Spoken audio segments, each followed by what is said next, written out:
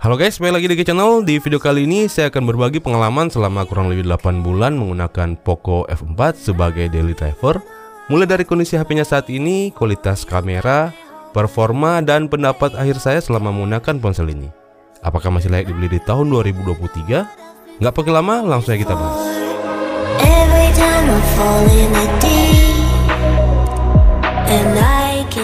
Oke, ponsel ini saya beli sekitar awal bulan Juli 2022 lalu ya guys. Dan saya sengaja mengambil varian tertingginya, yaitu 8/256 GB dengan warna hijau atau Poco menyebutnya Nebula Green.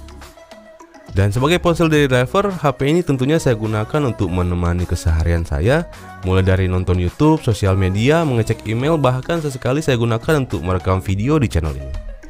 Dan setelah sekian lama saya menggunakannya, kondisi smartphone ini masih sangat mulus, bahkan tanpa goresan sedikit pun.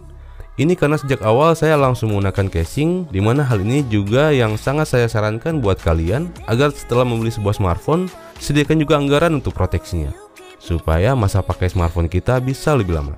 Tidak lupa gunakan juga tempered glass untuk melindungi bagian layarnya, agar amit-amit jika jatuh, benturannya tidak akan langsung mengenai layarnya. Karena meskipun layarnya ini sudah dilapisi Corning Gorilla Glass 5, namun bagi saya pribadi, Gorilla Glass versi berapapun tetaplah hanya sebuah anti gores, bukan anti pecah, apalagi anti jatuh. Ngomong-ngomong soal layar, menurut saya Poco F4 ini sudah memiliki kualitas layar yang sangat bagus untuk kelas harganya. Saya sangat suka dengan ukuran layarnya yang besar, menjadikan pengalaman menikmati multimedia di layarnya yang berukuran 6,67 inch ini cukup bisa memanjakan mata. Hal ini dimungkinkan berkat penggunaan panel AMOLED beresolusi Full HD Plus dan sudah dilengkapi fitur Dolby Vision dan HDR10+. Refresh rate layarnya yang sudah 120Hz juga menambah kenyamanan saat scrolling di HP ini. Begitu juga dengan penggunaan di bawah sinar matahari langsung. Walaupun belum bisa disetarakan dengan layar smartphone flagship di harga belasan juta, namun dengan kecerahan layar 900 nits dan peak brightness-nya yang hingga 1300 nits, menurut saya visibilitasnya masih cukup bagus kok untuk penggunaan di luar ruangan. Intinya untuk bagian layar saya tidak ada komplain. Untuk sektor kamera, khususnya di mode perekaman video, Poco F4 ini bisa dikategorikan bagus berkat kemampuan perekaman videonya yang bisa sampai 4K 60 frame per second. Saya pribadi sering menggunakan kameranya ini untuk merekam beberapa footage video untuk channel ini, karena stabilisasinya yang oke berkat adanya OIS dan IIS di lensa utamanya. Jadi saya nggak perlu repot lagi menggunakan gimbal saat syuting. Namun itu hanya untuk lensa utamanya saja ya guys, karena untuk lensa ultrawide menurut saya kalian hanya akan puas dengan hasilnya jika berada di kondisi cahaya yang cukup atau di kondisi outdoor dan siang hari. Tapi untuk kondisi low light atau di malam hari, sebaiknya kalian gunakan kamera utamanya saja ya guys. Fitur lainnya yang saya sukai dari Poco F4 ini adalah mode Pro-nya, yang cukup berguna bagi saya saat merekam video menggunakan ponsel ini. Karena kita bisa leluasa mengatur settingan video kita secara manual, dan dengan fitur ini footage kita bisa terlihat lebih profesional lagi. Karena settingan white balance, exposure, log, serta ISO-nya bisa kita atur sendiri sesuai dengan kebutuhan kita. Dan menurut saya ini nilai plus tersendiri sih, dimana untuk beberapa smartphone lain di range harga yang sama, fitur Pro-nya ini hanya bisa digunakan pada mode fotonya saja.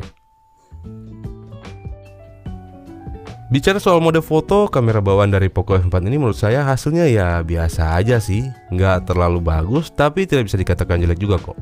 Cukuplah untuk kebutuhan standar di sosial media. Saya pernah membuat video perbandingan kamera Poco F4 ini dengan Realme 9 Pro Plus, dimana secara harga kedua smartphone ini masih mirip-mirip sih. Namun memang untuk kualitas hasil foto menurut saya Poco F4 ini masih kalah dibandingkan Realme 9 Pro Plus. Dan jika kamera adalah prioritas kalian dalam membeli sebuah smartphone, mending kalian pilih Realme 9 Pro Plus, karena HP itu menurut saya sistem kameranya masih yang terbaik di kelas harganya hingga saat ini. Tapi kabar baiknya karena Poco F4 ini berasal dari keluarganya Xiaomi dan menggunakan chipset Snapdragon, jadi kita bisa dengan mudah meningkatkan kualitas hasil fotonya menggunakan aplikasi Magic yaitu Google Camera. Saya sudah pernah membuatkan video tutorial cara install Gcam di Poco F4 ini, yang jika kalian berminat, link videonya bisa kalian cek pada card di pojok kanan atas atau di kolom deskripsi video di bawah. Untuk daya tahan baterainya sendiri yang berkapasitas 4500 mAh dengan penggunaan alas saya untuk pemakaian normal yang hanya sekali ngegame dan kebanyakan untuk sosial media seperti YouTube, Instagram, Facebook, dan lain-lain. Screen on time rata-rata yang bisa dicapai berada di kisaran 4-5 jam, namun untuk waktu standby-nya bisa mencapai 22 jam. Tapi jika pemakaian saya lebih intens, screen on time-nya bisa naik jadi 7 jam, namun dengan waktu standby yang lebih rendah di kisaran 14 jam. Dan kalaupun daya baterainya habis, saya tidak perlu khawatir karena Poco F4 ini sudah mendukung pengisian daya super cepat hingga 67 watt yang kabar baiknya sudah disertakan di dalam paket penjualannya. Dimana untuk mengisi daya di ponsel ini dari 1 hingga 100% hanya butuh waktu sekitar 40 menitan saja. Dan dengan sekali pengisian daya ini sudah cukup untuk menemani saya beraktivitas secara penuh sampai saya balik ke rumah. Untuk keluaran speaker bodinya yang sudah stereo ini menurut saya sudah cukup lah. Begitu juga dengan haptic feedbacknya, yang menurut saya ini cukup bagus dan nggak terasa murahan.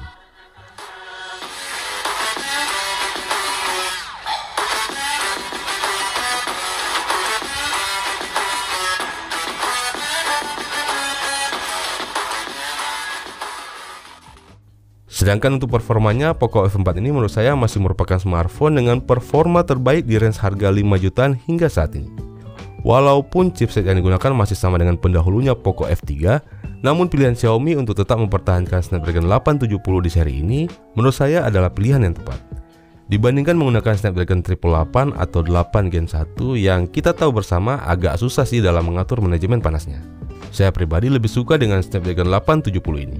Karena meskipun chipset ini sudah berumur, namun performanya masih sangat bisa diandalkan dalam menunjang kebutuhan multimedia saya. Ini bisa kita lihat dengan skor Antutunya yang masih lebih tinggi dibanding chipset yang digunakan smartphone 5 jutaan terbaru saat ini.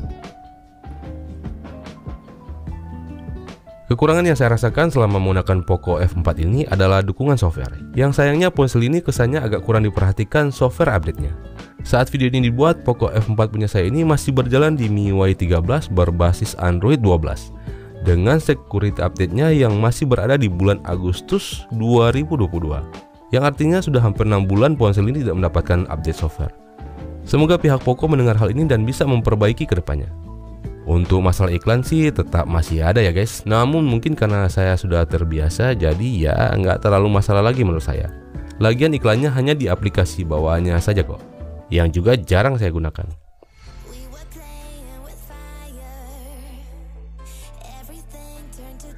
Dan apakah Poco F4 ini masih layak untuk kalian beli di tahun 2023 ini? Jawabannya ya, masih sangat layak.